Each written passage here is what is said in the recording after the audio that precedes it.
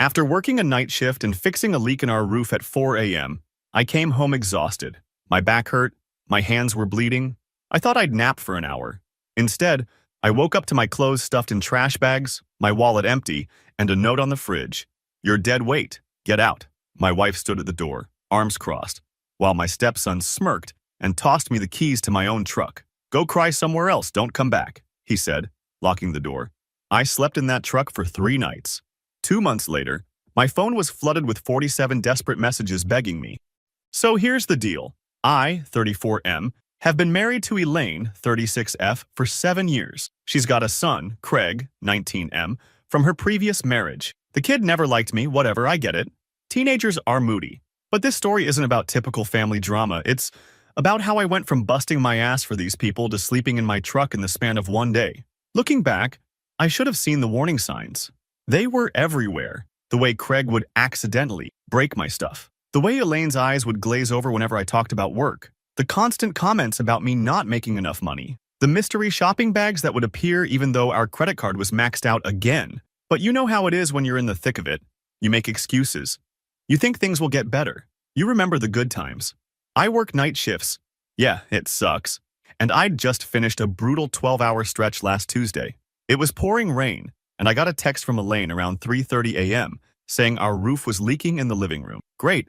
Just what I needed after being on my feet all night. I drove home in the storm, grabbed my tools from the garage, and climbed up there in the dark with just my headlamp. Wind howling, rain coming down sideways, the whole deal. I found the problem. Some shingles had come loose and patched it up as best I could. Took me about an hour. By the time I finished, my back felt like someone had taken a baseball bat to it, and my hands were bleeding from scraping them on the roof tiles. I remember thinking, as I climbed down that ladder at 5 a.m., soaking wet and hurting everywhere. At least I fixed it. At least they'll be happy about that. Walked in, saw Elaine sitting in the kitchen scrolling through her phone. I told her I fixed the leak, but we'd need to get someone to look at it properly when the weather cleared. She barely looked up, just kind of grunted. "Cool, thanks for the appreciation." Whatever.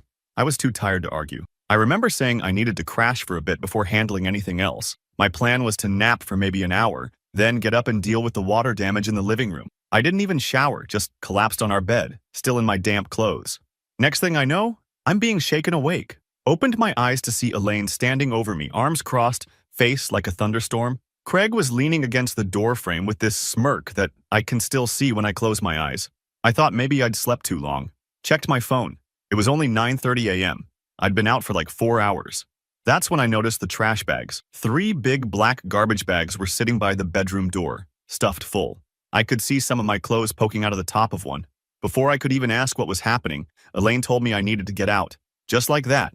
Said she was done carrying me, done with my excuses, done with everything. Said I was dead weight and she deserved better. I sat there trying to process what the actual hell was happening. Asked her if she was joking. She wasn't. Craig tossed my truck keys at me, telling me to go cry somewhere else and not come back. That's when I noticed my wallet on the nightstand, open and empty. The $200 cash I had in there, gone. I'm not proud of how I reacted. I started yelling, demanding to know what the fuck was going on. Elaine just kept repeating that she wanted me out now. Craig stepped between us, getting in my face, telling me how his mom had wasted 7 years on a loser like me. Side note, this kid who has never held down a job for more than 2 weeks, who still lives at home rent-free playing video games all day, had the audacity to call me a loser. The irony is not lost on me. I tried to calm down, tried to understand, asked if we could talk about this rationally. Elaine just pointed to the bags and said I had 5 minutes to get out before she called the cops.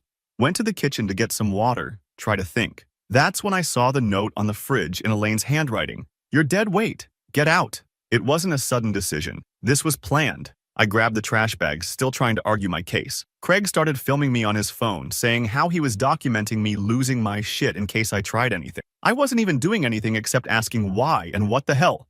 They literally pushed me out the door. Our door. The house I'd been paying for. The last thing I saw before the door slammed in my face was Craig's smirk and Elaine's cold eyes. Then I heard the deadbolt click. I stood there in the driveway for what felt like hours, trash bags at my feet, still wearing the same clothes I'd fixed the roof in. My hands were still scabbed over. My back still ached. And now I was homeless. Tried calling Elaine. Straight to voicemail. Texted her. No response. I could see them peeking through the blinds, watching me. I finally loaded my bags into my truck and just drove. Parked at the 24-hour supermarket lot and tried to sleep in the cab. It was uncomfortable as hell. and I kept waking up thinking this was just some fucked up nightmare. It wasn't. For 3 nights, I lived in that truck, showered at the gym, brushed my teeth in public restrooms, showed up to work looking like absolute garbage. My coworker Wyatt eventually noticed something was wrong and practically forced it out of me. Offered me his couch until I could figure things out. First thing I did, when I had access to a computer, was check our joint accounts. Cleaned out every last penny. 7 years of marriage, and she took everything we had saved, which wasn't much, but still, called the bank. Nothing they could do since she was on the accounts too. Called the credit card companies. Found out she'd maxed out both our cards in the days before throwing me out. Meanwhile, my calls and texts went unanswered. I drove by the house once and saw Craig's friends' cars in the driveway.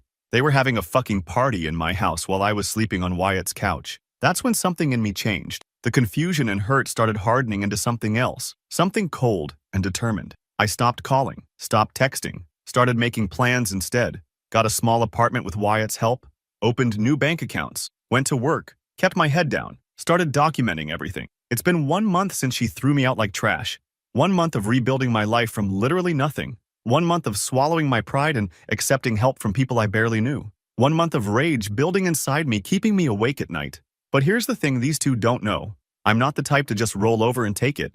I've been working my ass off my entire life. I know how to endure. I know how to wait. And I know how to fight back. Next time I post, I'll tell you about what I discovered when I finally talked to a lawyer. Let's just say Elaine and Craig have no idea what's coming their way. Because when you throw someone away like they're nothing, sometimes they come back as your worst nightmare.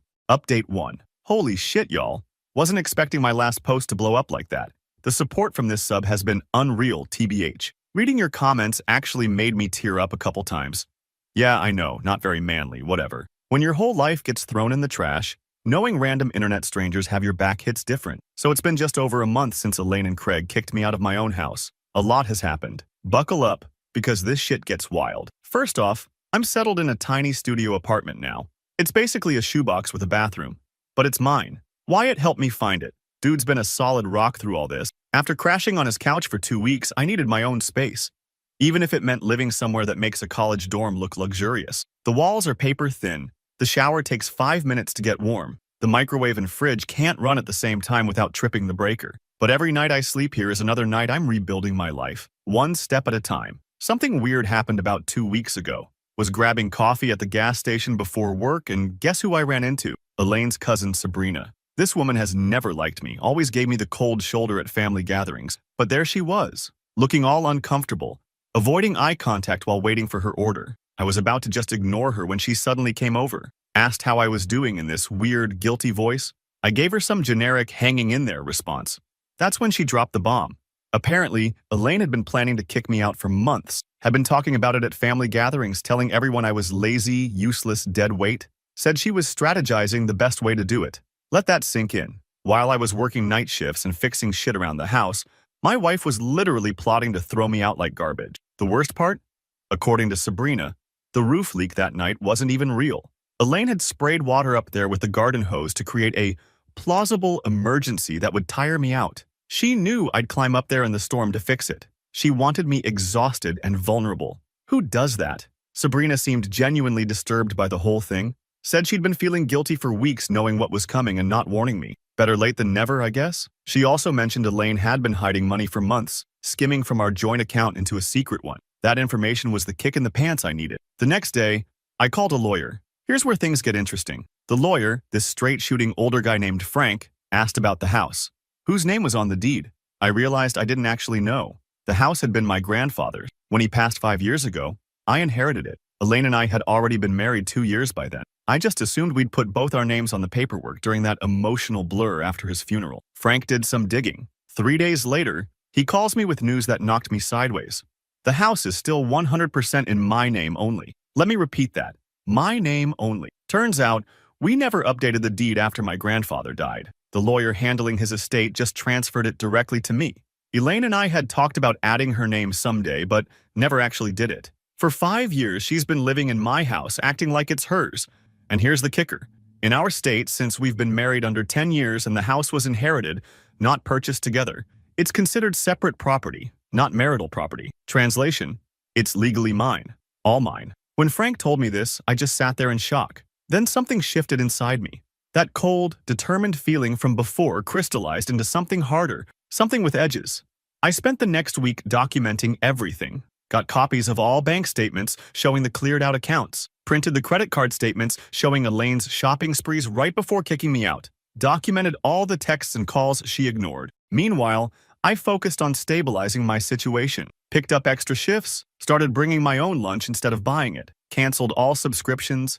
Every dollar saved was another brick in the foundation I was rebuilding. At night, I'd sometimes find myself opening social media, even though I knew it would piss me off. Sure enough, there were Elaine and Craig posting pics of the renovations they were doing to my house with my money. New TV mounted on the wall, kitchen getting repainted, Craig's room getting some fancy gaming setup, all while I'm eating ramen in my shoebox apartment. But I didn't comment, didn't react, just took screenshots, adding them to my documentation file.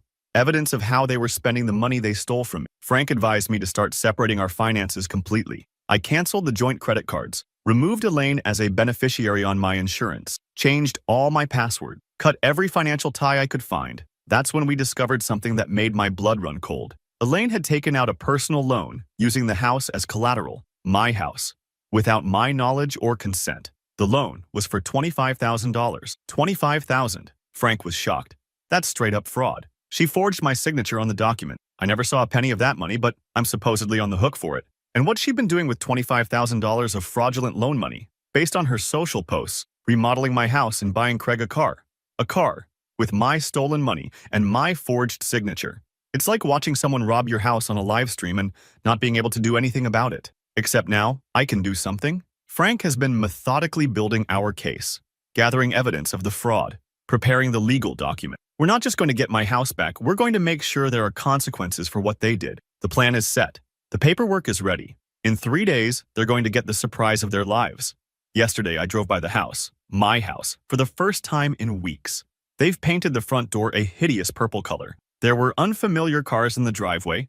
Through the windows, I could see people moving around, laughing, having a good time, living in my house, spending my money, acting like they've gotten away with everything. They have no idea what's coming. And yeah, before the Reddit lawyers chime in, everything we're doing is 100% legal. I'm not breaking any laws here, just reclaiming what's rightfully mine. Frank says the element of surprise is crucial. Elaine thinks she's won. She thinks I'm broken, living in my truck or on someone's couch, licking my wounds. She has no clue. I've spent the last month building a case against her. No clue I know about the fraud.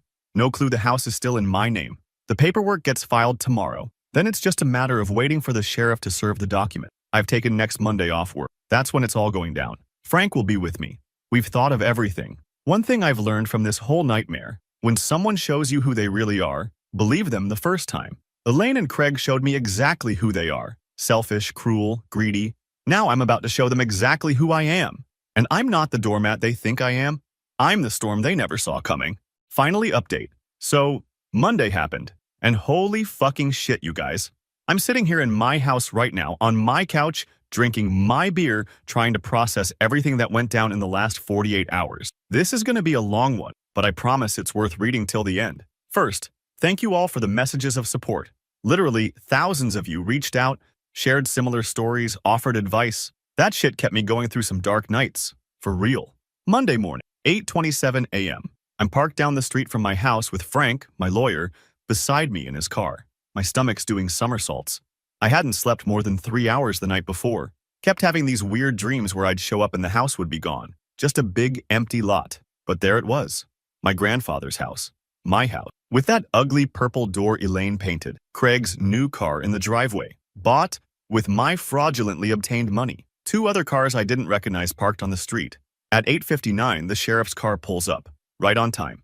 I give him a minute to walk up to the door, then Frank and I follow. Heart pounding so hard I could feel it in my throat. I stayed back a bit, not wanting Elaine to slam the door before the sheriff could serve the papers. Through the glass panels beside the door, I could see movement inside. Then the door opened. Craig, standing there in basketball shorts and no shirt, looking confused as hell at the sheriff on our porch at 9 a.m. on a Monday. Behind him, I spot Elaine rushing over, tying a robe around herself. I couldn't hear everything, but I saw the exact moment when the sheriff handed over the stack of documents. Saw Craig's face go from confused to shocked. Saw Elaine grab the papers, eyes scanning frantically. Then she saw me standing behind the sheriff. Y'all, Her face, I wish I had a picture.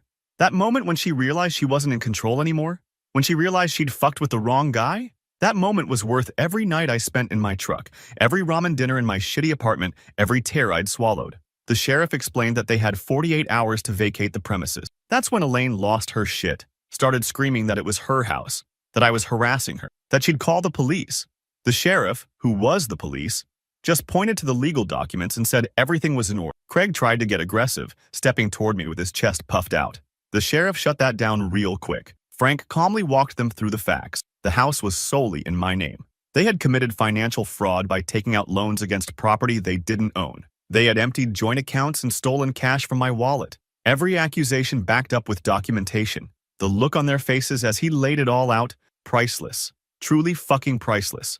Elaine switched tactics, going from rage to tears in 2.5 seconds. Started sobbing about how I couldn't just throw them out. Where would they go? How could I do this after 7 years together? I just stood there, silent, letting her performance play out.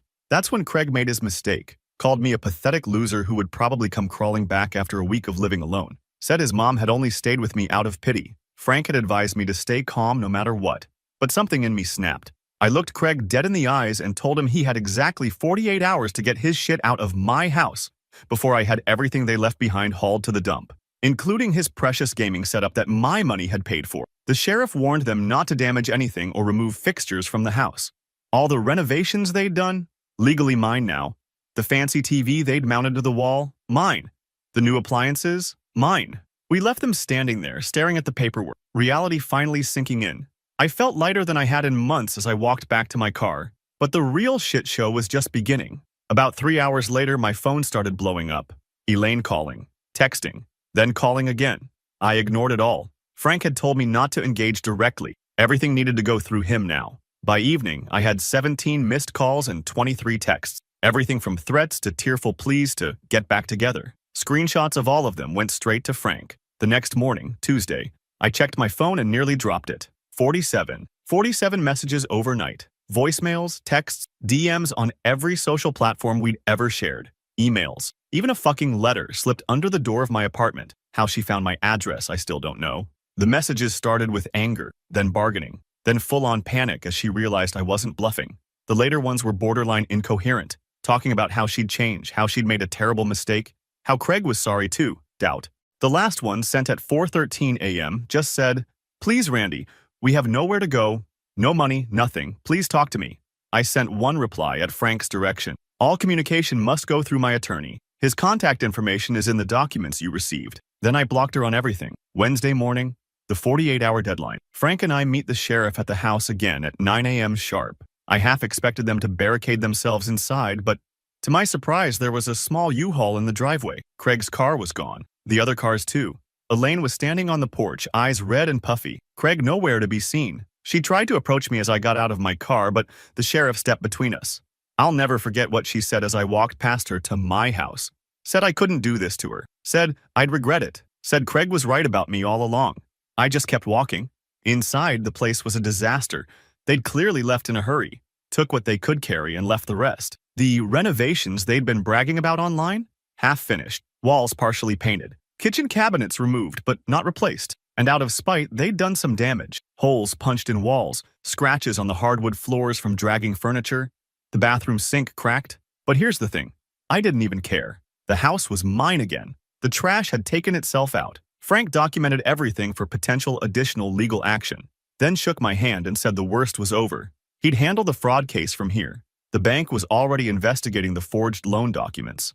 Elaine was potentially facing serious consequences for that. After they left, I just sat on the floor of my empty living room, alone in my house for the first time in 2 months.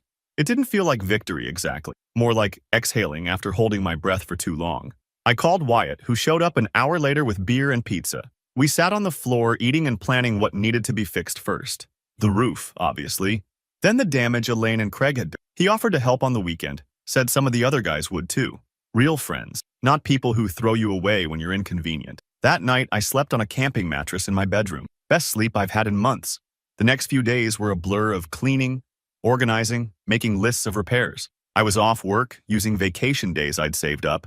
Every hour I spent reclaiming my space felt healing somehow. Then yesterday, something unexpected happened. A knock at the door around 6 p.m. I opened it to find Alexandra, Elaine's sister. She looked nervous as hell, standing there twisting her wedding ring. I hadn't seen her since before Elaine kicked me out. She and her husband Stetson had always been at family gatherings, though Stetson was a piece of work, always talking over her, controlling everything. Alexandra asked if she could come in, said she needed to talk to me. Against my better judgment, I let her in. She broke down crying almost immediately, said she was sorry about what Elaine did, said she'd tried to talk her out of it, then dropped the real bombshell. Elaine and Craig were staying with her and Stetson, sleeping in their basement. But Stetson was making life hell for all of them, especially Elaine. Taking her money, what little she had left, controlling when she could leave the house, even what she could eat. The irony wasn't lost on me. Elaine had gone from treating me like garbage to being treated like garbage herself. Alexandra wasn't there to beg for Elaine, though. She was there for herself. She wanted out,